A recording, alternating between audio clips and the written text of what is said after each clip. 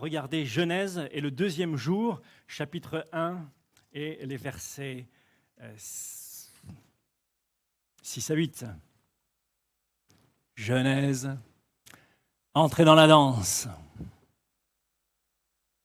Genèse, chapitre 1, les versets 6 à 8. Je vous fais la lecture. Dieu dit qu'il y ait une étendue entre les eaux et qu'elle sépare les eaux d'avec les eaux. Et Dieu fit l'étendue et il sépara les eaux qui sont au-dessous de l'étendue d'avec les eaux qui sont au-dessus de l'étendue. Et cela fut ainsi. Dieu appela l'étendue, ainsi il y eut un ciel. Ainsi il y eut un soir, il y eut un matin, ce fut le second jour. Notre Dieu, c'est vraiment un artiste.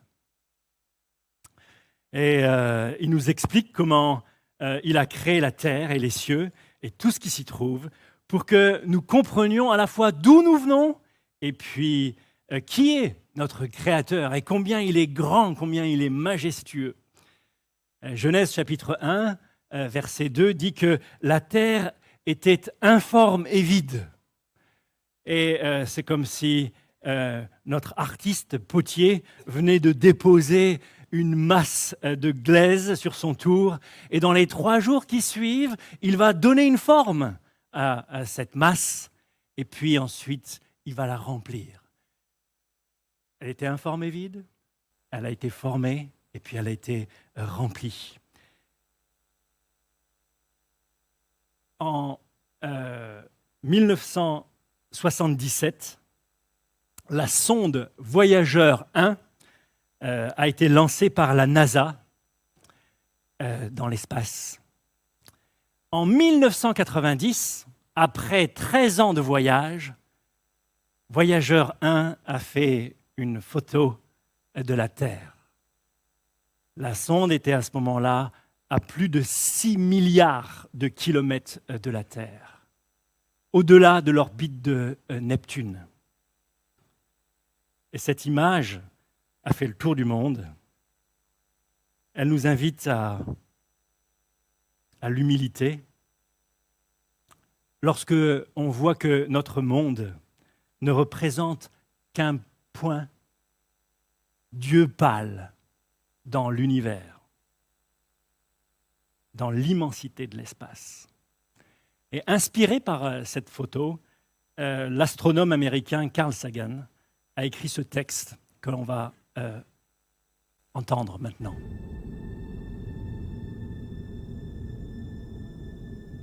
C'est ici, c'est notre foyer, c'est nous. Sur ce petit point se trouvent tous ceux que vous aimez, tous ceux que vous connaissez, tous ceux dont vous avez entendu parler, tous les êtres humains qui aient jamais vécu. Toute la somme de nos joies et de nos souffrances, des milliers de religions aux convictions assurées, d'idéologies et de doctrines économiques, tous les chasseurs et cueilleurs, tous les héros et tous les lâches, tous les créateurs et destructeurs de civilisations, tous les rois et tous les paysans, tous les jeunes couples d'amoureux, tous les pères et mères, tous les enfants pleins d'espoir, les inventeurs et les explorateurs, tous les professeurs de morale, tous les politiciens corrompus, toutes les superstars, tous les guides suprêmes, tous les saints et pécheurs de l'histoire de notre espèce ont vécu ici, sur ce grain de poussière, suspendu dans un rayon de soleil. La Terre est une toute petite scène dans une vaste arène cosmique. Songez au fleuve de sang déversé par tous ces généraux et ces empereurs, afin que, nimbés de triomphe et de gloire, ils puissent devenir les maîtres temporaires d'une fraction d'un point. Songez aux cruautés sans fin imposées par les habitants d'un recoin de ce pixel sur d'indistincts habitants d'un autre recoin. Comme ils peinent à s'entendre, comme ils sont prompts à s'entretuer, comme leurs haines sont ferventes. Nos postures, notre propre importance imaginée, L'illusion que nous avons quelques positions privilégiées dans l'univers sont mises en question par ce point de lumière pâle. Notre planète est une infime tache solitaire enveloppée par la grande nuit cosmique. Dans notre obscurité, dans toute cette immensité, il n'y a aucun signe qu'une aide viendra d'ailleurs nous sauver de nous-mêmes. La Terre est jusqu'à présent le seul monde connu à abriter la vie. Il n'y a nulle part ailleurs, au moins dans un futur proche, vers où notre espèce pourrait migrer. Visiter, oui. S'installer, pas encore. Que vous le vouliez ou non pour le moment, c'est sur Terre que nous prenons position. On a dit que l'astronomie incite à l'humilité et fortifie le caractère. Il n'y a peut-être pas de meilleure démonstration de la folie des idées humaines que cette lointaine image de notre monde minuscule. Pour moi, cela souligne notre responsabilité de cohabiter plus fraternellement les uns avec les autres et de préserver et chérir le point bleu pâle, la seule maison que nous ayons jamais connue.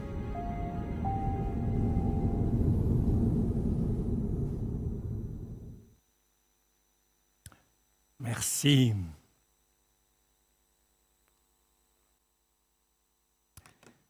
Un point bleu pâle dans l'univers, dans l'immensité de l'univers. Voilà ce qu'est notre Terre.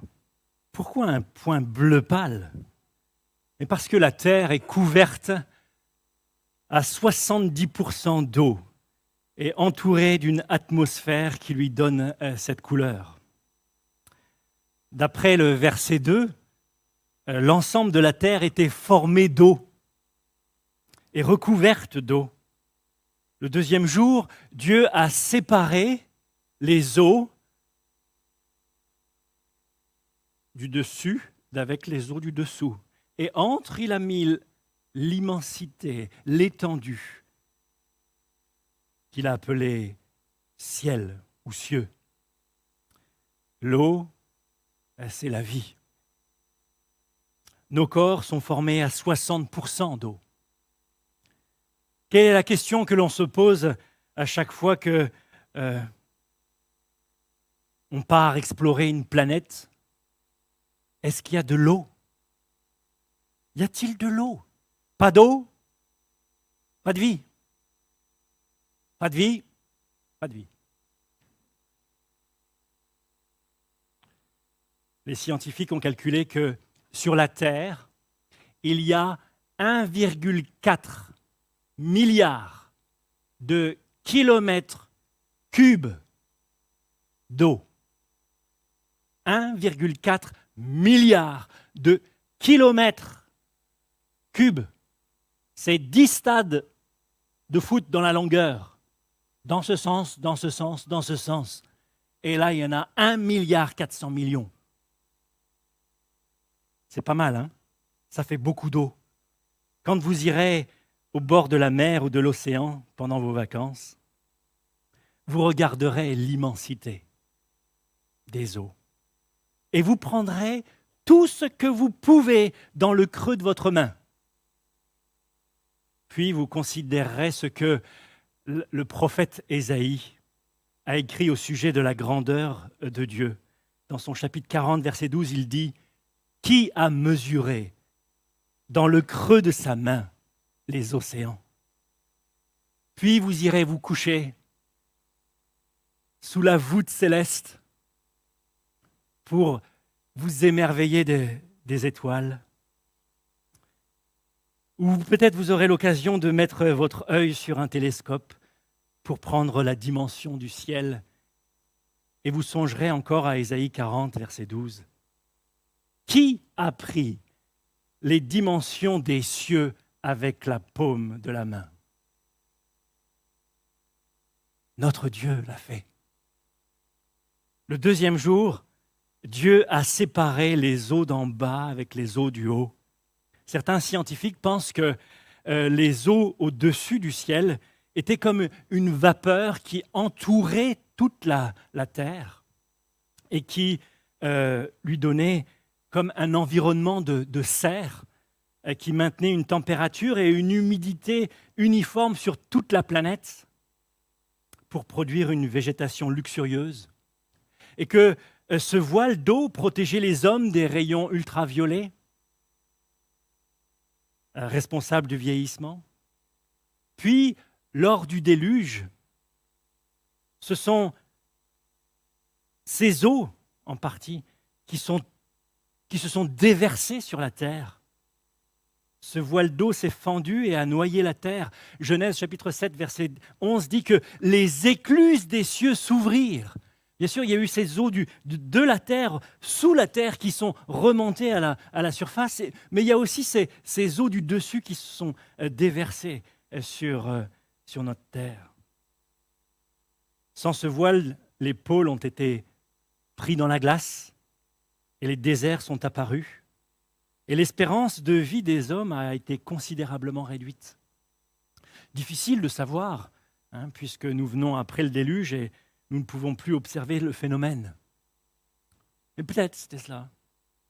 Intéressons-nous à présent à l'étendue entre les deux masses d'eau, celle du dessus et celle du dessous.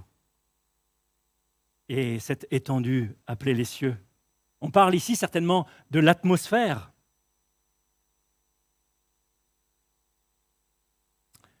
L'atmosphère, c'est cette couche de gaz d'environ 500 km d'épaisseur qui entoure la Terre.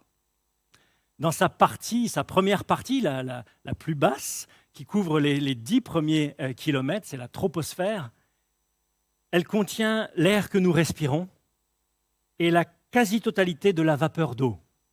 C'est donc dans la troposphère que se forment les nuages. L'atmosphère nous protège contre les rayons ultraviolets, notamment grâce à la couche d'ozone. Elle régule la température de la Terre, à peu près à une moyenne de 10 degrés Celsius. Sans cette étendue qui fait encore cet effet de serre, il n'y aurait pas de régulation de température. Il ferait 100 degrés le jour, moins 150 la nuit. L'atmosphère, donc, nous protège. Elle nous protège également des météorites. La plupart des météorites se désintègrent en entrant dans l'atmosphère. Elles brûlent et donnent naissance aux étoiles filantes qu'on peut observer en ce moment. C'est là la bonne saison pour le faire. En plus, il fait bon et on peut... C'est dans cette étendue que les oiseaux du ciel volent. Chapitre 1, verset 20, il nous est dit que les oiseaux volent vers l'étendue. C'est aussi dans cette étendue que se forment les nuages, que les avions circulent. Les avions circulent à la limite de la troposphère, à 10 km au-dessus du sol. Comme ça, ils sont sûrs de passer au-dessus de l'Everest et qu'on ne se prenne pas... Il y a certainement d'autres raisons. Il y a aussi la station, l'ISS, en limite de l'atmosphère, 400 km autour de la Terre. Mais l'étendue, c'est plus que l'atmosphère. C'est aussi l'espace. L'espace avec Météosat, qui est en orbite géostationnaire à 36 000 km de la Terre. C'est aussi que dans cet espace, qu'il y a la Lune, 390 000 km. On verra ça le 4e jour. Mais en Genèse 1,14, il est dit que voilà, il a mis la Lune, le Soleil, dans l'étendue. Il y a Mars, 78 millions de kilomètres de la Terre. Il y a le Soleil, 150 millions de kilomètres de la Terre. Mais notre système solaire est une infime partie de l'univers créé. La Voie lactée, c'est notre galaxie dans laquelle se trouve notre système solaire, a 100 000 années-lumière de diamètre.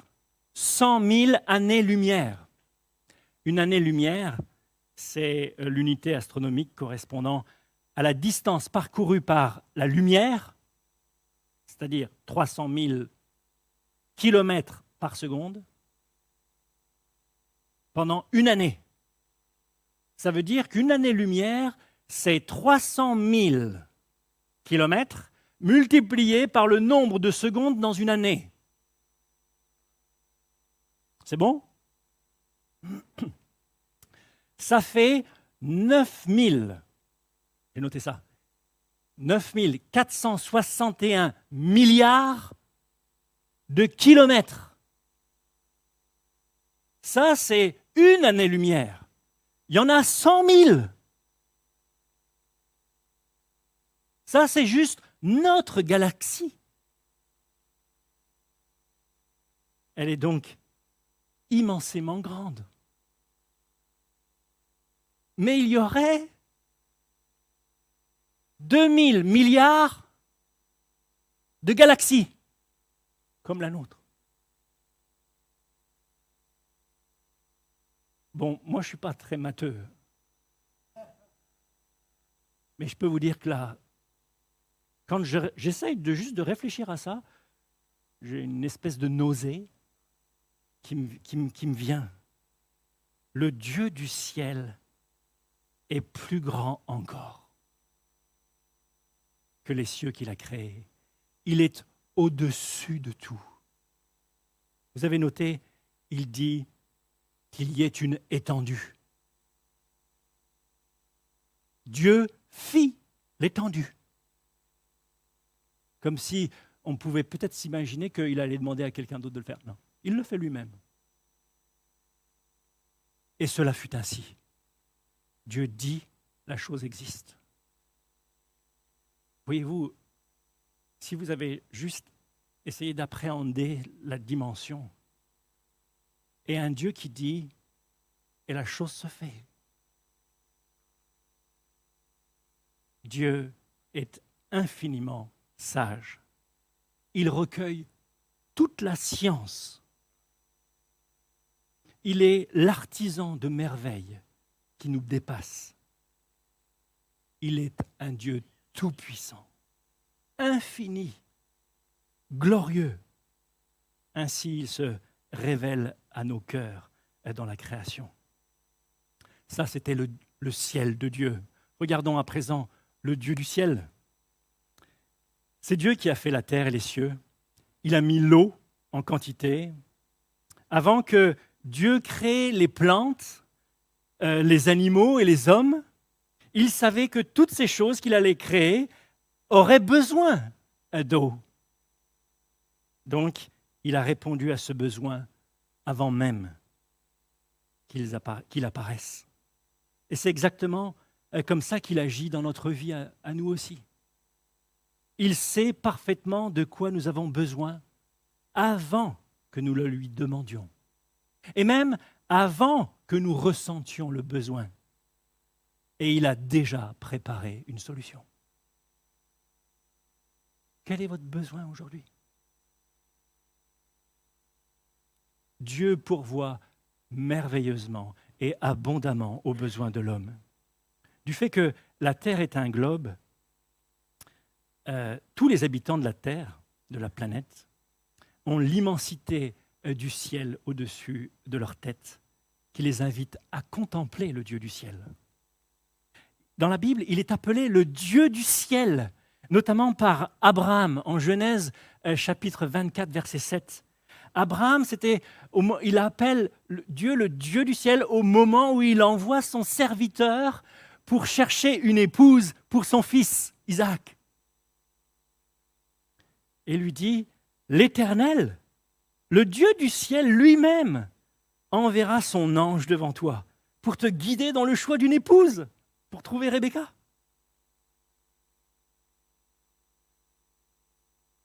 Vous vous inquiétez pour votre épouse, votre future épouse? Le Dieu du ciel connaît ces choses. Il les maîtrise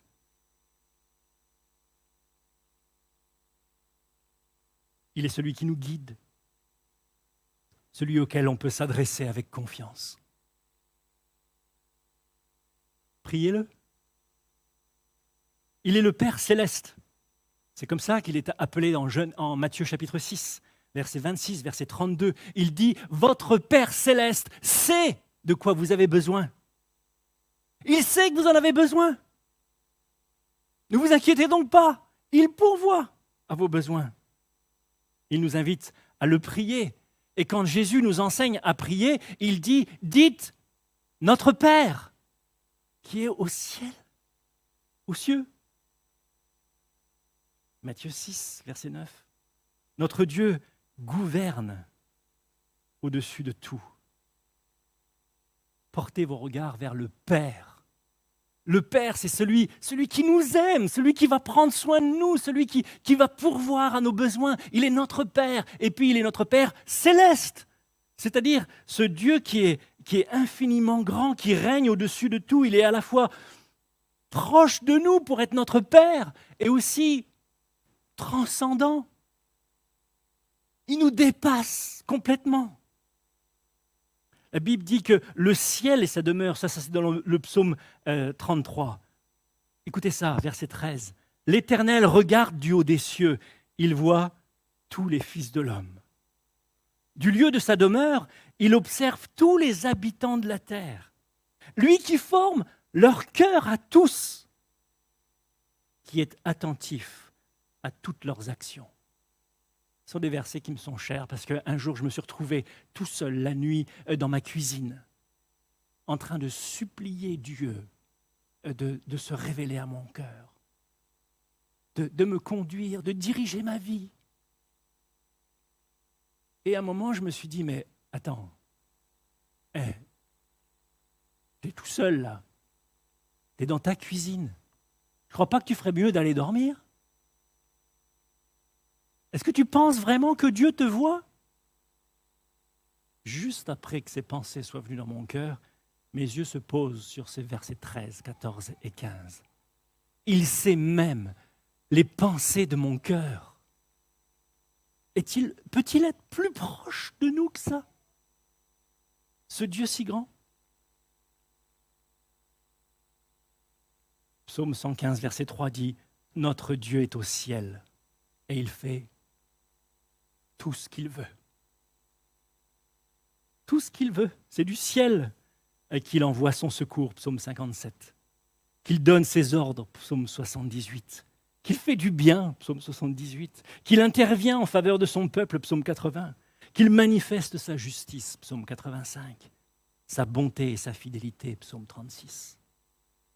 Cependant, sa demeure n'est pas un lieu géographique au sein de la création.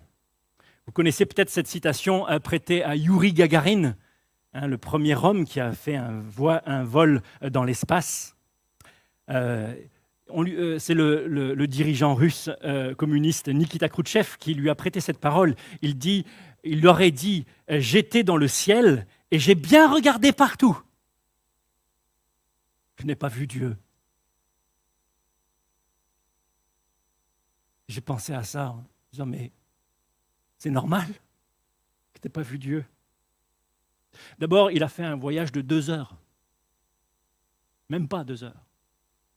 Et son vaisseau est allé aux alentours de 300 kilomètres au-delà de la Terre. C'est un peu peu pour penser avoir tout visité. Mais surtout, Dieu n'habite pas ces cieux-là. D'ailleurs, Salomon le dit lors de la dédicace du temple en 1 Roi 8, il dit « Voici les cieux et les cieux ne peuvent te contenir. Combien moins cette maison que je t'ai bâtie. » Le Créateur ne peut être enfermé dans sa création. Dans la Bible, l'expression « le ciel et la terre » ne désigne pas seulement une distance entre 2 lieux, mais elle signale aussi une autre distance entre le visible et l'invisible. En Colossiens chapitre 1, verset 16, il dit « Car en lui, en Christ, ont été créées toutes les choses qui sont dans les cieux et sur la terre, les visibles et les invisibles. » Trône, dignité, domination, autorité, tout a été créé par lui et pour lui. En 1 Timothée chapitre 6, Dieu est appelé le Dieu bienheureux et seul souverain, le roi des rois et le seigneur des seigneurs, qui possède l'immortalité et qui habite une lumière inaccessible que nul homme n'a vu ni ne peut voir, à qui appartiennent l'honneur et la puissance éternelle. Dans cette sphère de son ciel, tout se fait selon sa volonté. On dit que ta volonté soit faite sur la terre comme au ciel, dans ta demeure, dans ta présence. C'est pourquoi Paul y parle du 3e ciel, dans lequel il aurait été enlevé. Il ne sait pas exactement si c'était dans son corps ou hors de son corps, selon 2 Corinthiens 12, mais il l'appelle ce ciel le paradis. Si c'est le 3e ciel, il y a le 1er ciel qui serait l'atmosphère, le 2e ciel qui serait l'étendue, l'espace dont on vient de parler, et puis le 3e ciel qui serait la demeure de Dieu. Il dit qu'il a entendu des paroles qu'il n'est pas permis à un homme de répéter. En Éphésiens 4, verset 10, il est écrit que celui qui est descendu, Jésus-Christ, c'est le même qui est monté au-dessus de tous les cieux, afin de remplir toutes choses. La présence de Dieu n'est donc pas accessible en fusée. L'immensité du ciel que l'on observe devrait nous pousser à l'humilité, à la crainte et à l'admiration de Dieu, d'un Dieu si grand. Et si c'était ce moyen-là que Dieu avait choisi pour nous, que l'on puisse s'approcher de ce 3e ciel, l'humilité, la crainte, l'admiration de Dieu. Enfin, je voudrais terminer avec cette pensée que l'on est attiré par le ciel. Depuis toujours, le ciel fascine. Abraham a contemplé les cieux. Les cieux racontent la gloire de Dieu et l'étendue manifeste l'œuvre de ses mains, psaume 19. Les hommes ont rêvé de voyager de la Terre à la Lune avec Jules Verne. Son roman est paru en 1865. Puis, presque un siècle plus tard, Youri Gagarin a effectué le premier vol dans l'espace, 1961. Et en juillet 1969, les hommes ont marché sur la Lune. En 2021, septembre 2021, 3 entreprises de milliardaires développent des voyages dans l'espace. Blue Origin, la propriété de Jeff Bezos, Virgin Galactic de Richard Branson, dont les prix pour un vol suborbital démarrent à 450 000 $. Vous pouvez commencer à économiser. Et la société SpaceX de Elon Musk, qui a lancé en septembre un programme de voyage spatial entièrement civil, sans astronautes de métier à bord. En 2021, le vol inaugural de Virgin Galactic est monté à plus de 85 km d'altitude. Les appareils de Blue Origin grimpent à près de 100 km et les fusées de SpaceX dépassent la barre des 190 km d'altitude. Je crois que Dieu, en créant l'étendue, a mis dans nos cœurs cette pensée de nous élever plus haut, de nous arracher à notre simple condition de terrien. On aimerait échapper au fond à cette attraction terrestre, à une nature fragile, éphémère et déchue, pour vivre une autre vie, une vie éternelle, délivrée du poids du péché et de la corruption. Parce que c'est le péché qui a ruiné notre condition. C'est d'ailleurs ce qui fait trembler Carl Sagan dans sa vidéo. voilà ce qu'il dit, et je vous le relis. Songez aux rivières de sang déversées par tous ces généraux et empereurs, afin que, nimbés de triomphe et de gloire, ils puissent devenir les maîtres temporaires d'une fraction d'un point. Songez aux cruautés sans fin infligées par les habitants d'un recoin de ce pixel, aux habitants à peine différents d'un autre recoin. Comment ils peinent à s'entendre, comme ils sont prompts à s'entretuer, comme leurs haines sont ferventes. Et dans son ignorance de Dieu, Carl Sagan conclut, dans toute cette immensité, rien n'indique qu'une aide viendra d'ailleurs pour nous sauver de nous-mêmes. Son constat est clair. On a vraiment besoin d'être sauvés de nous-mêmes. Mais comment? Pour s'arracher seulement à 100 km d'altitude, il faut un moteur d'une puissance de 15 mégawatts, soit 21 000 chevaux, la puissance de 2 rames de TGV. Et puis aussi 450 000 $, n'oubliez pas. Mais si vous aviez tout ça, vous seriez loin d'atteindre le 3e ciel et la présence de Dieu. Et donc, c'est impossible d'y aller en fusée.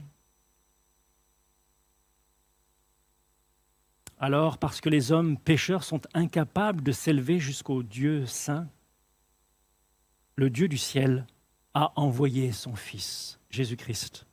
Il a quitté la gloire éternelle pour venir sur ce point bleu pâle. Et il s'est offert en sacrifice pour nos péchés. La peine pour le péché ayant été réglée, il est ressuscité et il est monté au ciel et il s'est assis à la droite de Dieu le Père. Désormais, tous ceux qui croient en lui deviennent concitoyens des cieux. Gens de la maison de Dieu. Ça signifie que quand nous mourrons, en tant que chrétiens, nous rentrons à la maison. Notre place est préparée pour vivre éternellement dans la présence et dans la communion avec Dieu. Avez-vous cette assurance? Sinon, croyez en Christ. Confiez-vous en lui. Un jour, la terre et les cieux d'à présent vont être roulés comme un livre et Dieu créera de nouveaux cieux et une nouvelle terre où il n'y aura plus de péché, où il n'y aura plus de mort, il n'y aura plus de cris, plus de douleur, plus de guerre. En attendant, je vous propose de vous émerveiller devant la majesté du Dieu créateur. Cherchez à connaître sa création. J'ai passé une semaine là merveilleuse à chercher tous ces chiffres, à m'émerveiller juste de cela. Tous lesquels que j'ai passé dans le bureau d'à côté, chez Sam, et je disais, ouais, c'est comme ça. Et lui, il dit, oui, oui. Il étudie ça, là, mais aussi, et on s'émerveillait. S'émerveiller de la grandeur de la création, pour découvrir ses œuvres et célébrer sa majesté. Dieu a fait l'univers si grand, non pas pour que nous l'habitions. Qui d'entre nous va quitter cette terre pour faire un voyage dans l'espace? Juste dans notre atmosphère, on ne parle pas de sortir de la galaxie, hein? Dieu a fait l'univers si grand, non pas pour que nous l'habitions, mais pour nous montrer sa splendeur, pour nous montrer sa majesté, son infinie grandeur et sa gloire. Alors la deuxième chose qu'on peut faire, c'est de s'humilier devant un tel Dieu. Nous sommes chacun de nous un des 7 milliards d'habitants qui vivent sur ce point bleu pâle. dans l'univers. Est-ce que vous pensez encore un seul instant que tout tourne autour de votre nombril? Est-ce que vous pensez tout contrôler?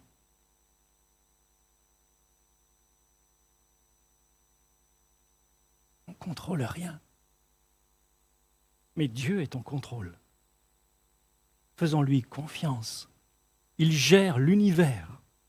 Il peut aussi gérer vos propres vies. Soyez réconciliés avec lui par la foi en Christ. Et puis, la troisième chose qu'on puisse faire, c'est de prier le Dieu du ciel, notre Père céleste. Nous pouvons le prier parce qu'il est tellement grand et à la fois tellement proche de nous. Vous n'êtes pas seul sur ce point bleu pâle qui tourne dans l'univers. Il veut être à vos côtés et prendre soin de chacun d'entre vous. Oh, que ce deuxième jour de la création puisse nous rappeler cela et nous aider à nous émerveiller, à nous humilier et à prier un tel Dieu. Amen. Prions. Notre Père, qui es aux cieux,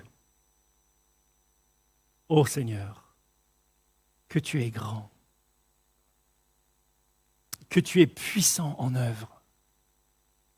Tu es le Dieu infini, notre Créateur, celui qui nous émerveille par la splendeur de sa création, par cette étendue, par la provision en eau autour de nous,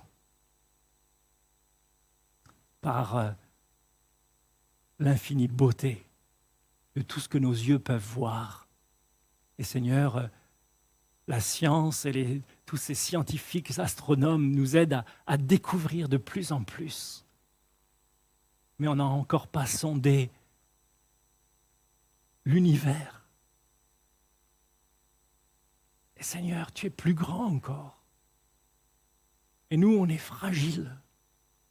On a besoin, Seigneur, d'un Dieu qui prend soin de nous. Mais pas qu'il soit seulement grand, mais aussi tellement proche pour nous appeler ses enfants, pour prendre soin de nous. Je prie ici pour que chacun puisse s'adresser au Créateur avec cette assurance qu'il est son enfant parce qu'il a placé toute sa confiance dans l'œuvre et la personne de Jésus-Christ à la croix. Oh Seigneur, merci de ce que tu nous as pas laissé sans te faire connaître à nous. Tu nous as laissé ce récit de la création. Tu nous as laissé, Seigneur, cette immensité que l'on peut contempler jour après jour. Et on prie pour que tu nous aides à en tirer toutes les leçons. Merci, Seigneur, de nous inviter à prier un Dieu si grand. Et on prie pour que chacun ici qui traverse des moments difficiles puisse se confier dans ce Dieu, le Dieu du ciel, notre Père céleste. Amen. Amen. Que Dieu vous bénisse.